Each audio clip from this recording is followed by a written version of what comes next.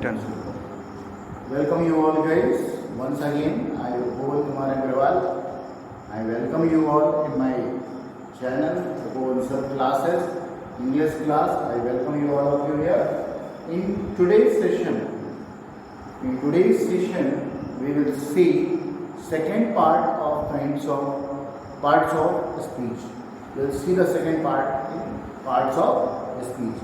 In my previous lecture, you had seen about noun, and there are also different number of parts of noun were there, like that was kinds of noun, gender, number, case, parsing. There are parts of that.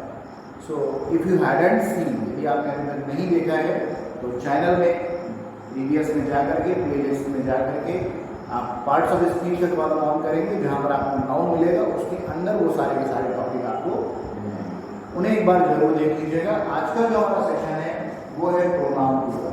एक छोटा सा introduction लेते हुए इसको start करते हैं। सबसे पहले मैं टॉपिक डाल दिया यहाँ पर प्रोनाउन। प्रोनाउन आपको अच्छी तरह से पता है, इसे हम हिंदी में क्या बोलते हैं, इसे हम बोलते हैं सरनेम। ठीक है, आपने यदि हमारा इंट्रोडक्शन पार्ट देखा है पार्ट्स ऑफ स्पीच का तो उसमें देखा होगा, मैं आपको इंट्रोडक्शन भी दिया था सर्वनाम के बारे में कि सर्वनाम होता क्या है। वे शब्द जो संज्ञा के स्थान पे प्रयोग किए जाते हैं। इंट्रोडक्शन में ऑलरेडी मैंने आपको बताया था कि वे शब्द जो संज्ञा के स्थान में प्रयोग किए जाते हैं उन्हें आप क्या बोलते हैं, सर्वनाम बोलते हैं। डेफिनेशन कैसे लिखेंगे, ऐसे लिख लीजिए डेफिनेशन के रूप में, a word which is used in place of a noun is known as a pronoun। ठीक है, ध्यान से देख लीजिए, a word which is used, एक शब्द जो प्रयोग किया जाता है in place of noun, यानी कि संज्ञा के स्थान पर, उसे क्या बोलते हैं, सर्वनाम बोलते हैं, अर्थात प्रोनाउन बोला जाता है। फॉर एग्जाम्पल लिखा हुआ है Sita is a good dancer and blank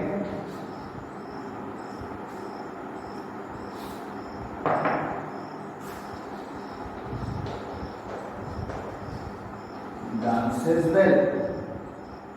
ध्यान से देखिए क्या लिखा हुआ है, तो साफ फिर से लिख देते हैं।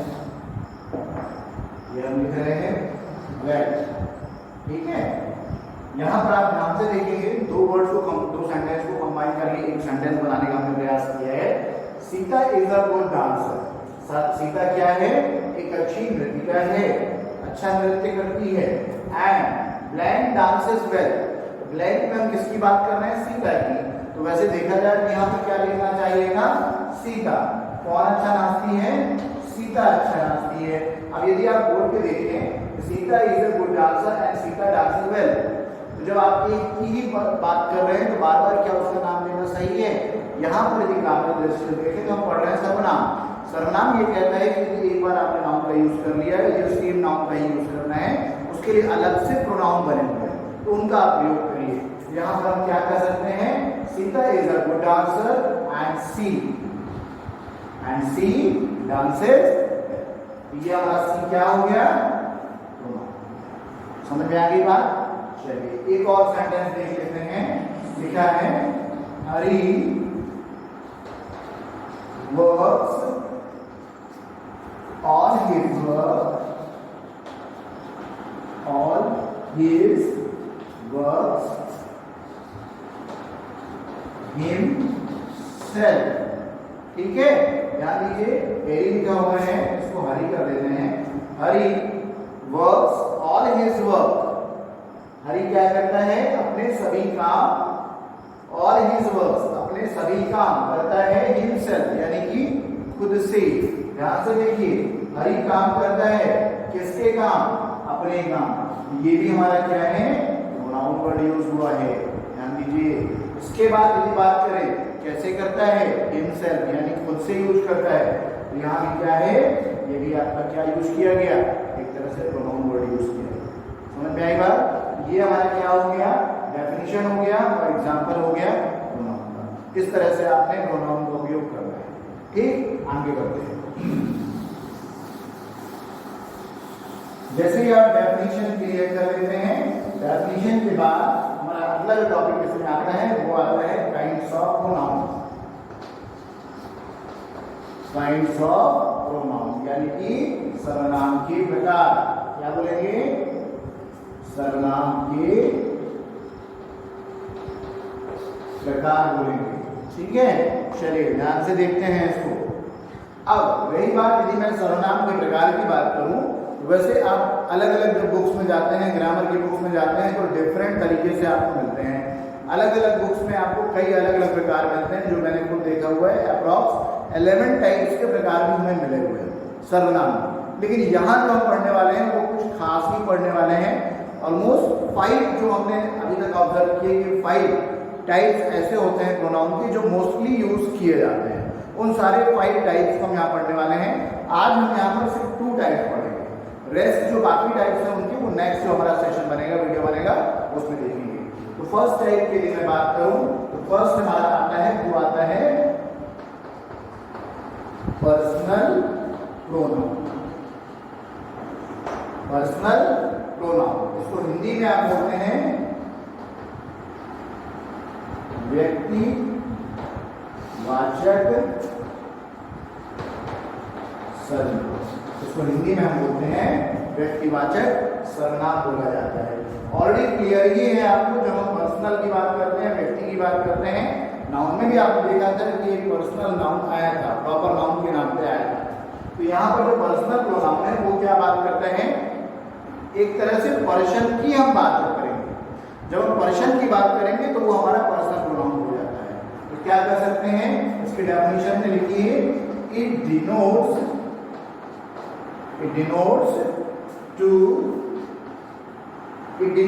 स्पीकर। ऐसा कहिए, it denotes speaker to spoken person.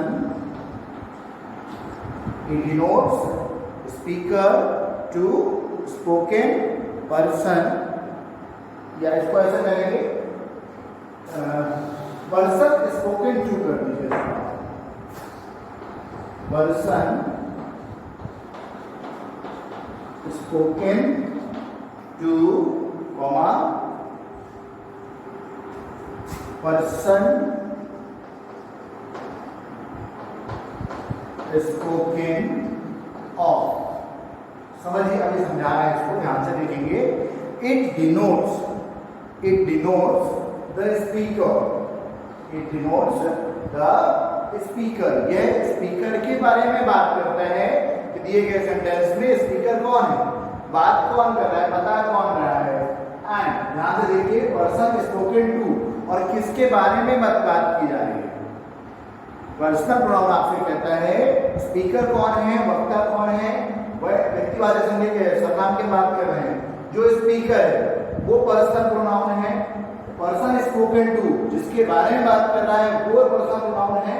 Person spoken of, और जिसके बारे में और किसी अन्य के बारे में भी यदि हम बात करते हैं तो वो भी हमारा क्या कहलाएगा, पर्सनल प्रोनाउन कहलाएगा।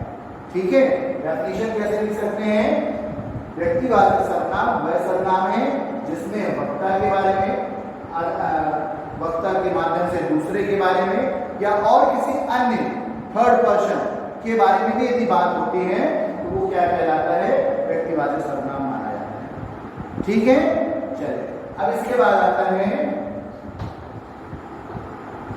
Types of person. पहले एक बार पूरा अच्छे से क्लियर कर लेंगे, फिर उसके बाद आगे बढ़ेंगे।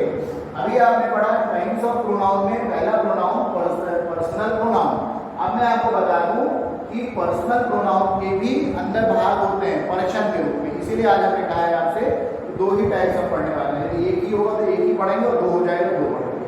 टाइप्स ऑफ पर्सन की बात करूं, आपने देखा होगा कि इंग्लिश में, अंग्रेजी में पर्सन जो होते हैं 3 तरह के होते हैं। कौन कौन से पर्सन होते हैं, पहला होता है फर्स्ट पर्सन के रूप में, ठीक है। फिर उसके बाद कौन होता है, सेकेंड पर्सन के रूप में, और फिर आता है थर्ड पर्सन के रूप में। चलिए क्रमशः देख लेते हैं। सबसे पहले मैं बात करता हूँ फर्स्ट पर्सन की। जो आपका प्रोनाउन है, प्रोनाउन के पर्सनल प्रोनाउन के फर्स्ट पर्सन जो होता है वो केवल दो होते हैं।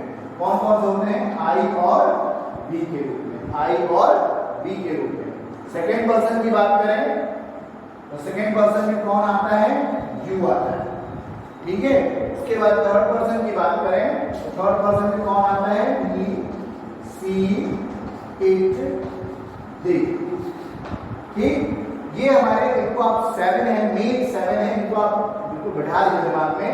First person I, second person you, third person he, she, it, they, he, she, it और दे। ये हमारे किस में आते हैं, थर्ड पर्सन रूप में आते हैं, जो आपको बहुत अच्छे से याद रखना है, ठीक है। ये हमारा पहला टाइप हो गया पर्सनल प्रोनाउन के रूप में।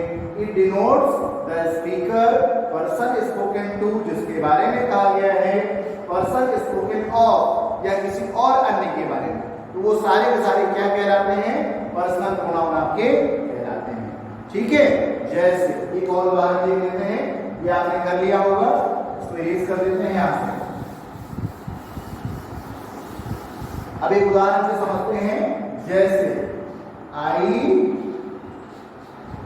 टॉक्ड टू हिम अबाउट, देखिए ध्यान से, हाँ इसमें हमने तीनों ले लिया। आपका पहला कौन सा ले लिया, स्पीकर को, दूसरा पर्सन स्पोकन टू, और तीसरा हमने है पर्सन स्पोकन ऑफ के बारे में। ध्यान से देखिए, लिखा हुआ है आई, आई कौन कहलाया, स्पीकर कहलाया, जो बोल रहा है, ठीक है। ये हमारा क्या कहलाया गया, पर्सनल प्रोनाउन कहलाया गया। उसके बाद आई टॉक टू हिम, ठीक है, किसके बारे में, स्पोकन टू, जिससे हम बात कर रहे हैं। उसके बाद अबाउट हर, यानी कि किसी और के बारे में, अन्य के बारे में। तो तीनों यहाँ पर आ गए आपके, ठीक है। ये हमारा क्या कहलाता है, प्रोनाउन कहलाता है। आई टॉक टू हिम, मैंने उससे बात की, अबाउट हर, किसी तीसरे के बारे में। क्लियर, ये हमारा पर्सनल प्रोनाउन हो गया। चलिए और आगे बढ़े। इसके बाद सेकंड टाइप की भी मैं बात करूं आज की वीडियो का। ये फर्स्ट टाइप था, इंपॉर्टेंट है, इसको दिमाग में जरूर बिठाइएगा। सेकंड आप ले लीजिए रिफ्लेक्सिव, रिफ्लेक्सिव प्रोनाउन। इसको हिंदी में बोलते हैं निजवाचक, निजवाचक, निजवाचक सर्वनाम।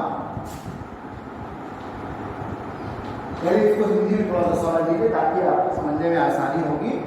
वे सर्वनाम जो स्वयं का बोध कराए, स्वयं का, जैसे मैं अपना कार्य स्वयं से करता हूं, ठीक, वह अपना कार्य स्वयं करता है, वे अपना कार्य समय पर कर लेते हैं, अपना कार्य समय पर कार्य कर लेते हैं। जहां पर अपना का बोध हो जाए, कहने का मतलब कि जहां पर आप ये बात कर रहे हैं कि जो भी दिया गया काम है उसे हम खुद कर रहे हैं, स्वयं कर रहे हैं, तो वो हमारा क्या कहलाएगा, रिफ्लेक्सिव प्रोनाउन कहलाता है, ठीक है। चलिए आगे बढ़ते हैं। इसके लिए एक इंडिकेशन मैं बता देता हूं। इसमें दिए गए पर्सनल प्रोनाउन के साथ, पर्सनल प्रोनाउन के जो वर्ड होते हैं उनके साथ सेल्फ या सेल्स का प्रयोग होता है, सेल्फ या सेल्स का प्रयोग होता है। इस चीज को जरूर ध्यान रखेंगे। हो गया, चलिए लिख लीजिए। इसका एक छोटा सा डेफिनेशन भी लिख सकते हैं, बहुत बढ़िया डेफिनेशन लिखा हुआ है, लिखेंगे। व्हेन सेल्फ और सेल्फ एडेड, थोड़ा सा डेफिनेशन यहां से देते हैं, तो अच्छी डेफिनेशन है। व्हेन सेल्फ और सेल्फ एडेड, इज ऐड कर लीजिए, is added to a personal pronoun, to a personal pronoun to show that the person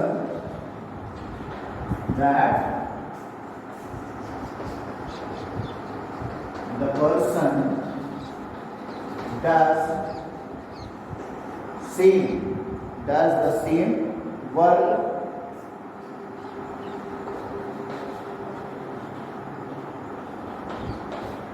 himself or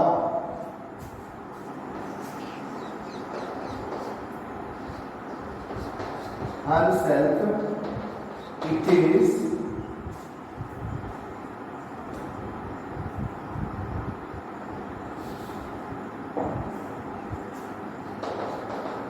It is known as a reflexive. It is as a reflexive pronoun. चलिए ध्यान से देख लीजिए इसको। ये आपको मैं हिंट दी थी कि जब कभी भी पर्सनल प्रोनाउन के साथ सेल्फ या सेल्फ वर्ड आपको जुड़ा मिले तो आप कंफर्म हो जाएंगे कि वो जो दिया गया वर्ड है वो कौन सा है, वो आपका रिफ्लेक्सिव प्रोनाउन कहलाता है। ध्यान देखिए डेफिनेशन की हम बात कर रहे हैं, ये इसकी डेफिनेशन है, देख लीजिए। व्हेन सेल्फ और सेल्फ इज एडेड, ठीक है, सेल्फ या सेल्फ ऐड किया होता है टू अ पर्सनल प्रोनाउन, कभी भी पर्सनल प्रोनाउन के साथ, जो पर्सनल प्रोनाउन अभी हम लोगों ने देखे हैं उनके साथ जब एडेड होते हैं, टू शो, ये दर्शाने के लिए that the person does same work himself, वो बताता है, दर्शाता है कि जो पर्सन है, चाहे वो लड़का हो या लड़की हो, उस अपने कार्य को does the same work himself, कोई भी एक कार्य को खुद से करता है, तो वो क्या कहलाता है, रिफ्लेक्सिव प्रोनाउन कहलाता है। क्लियर? चलें आगे बढ़े। उदाहरण समझ लीजिए इसको, जैसे लिखा हुआ है एस। अब एस के लिए मैं बात करूं, क्या लिखा हुआ है, राम does his work,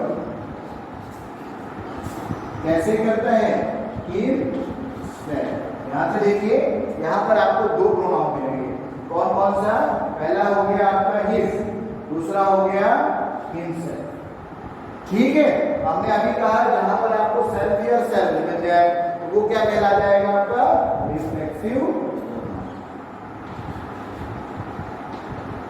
ये आपका रिफ्लेक्सिव। क्लियर? समझ में आई बात?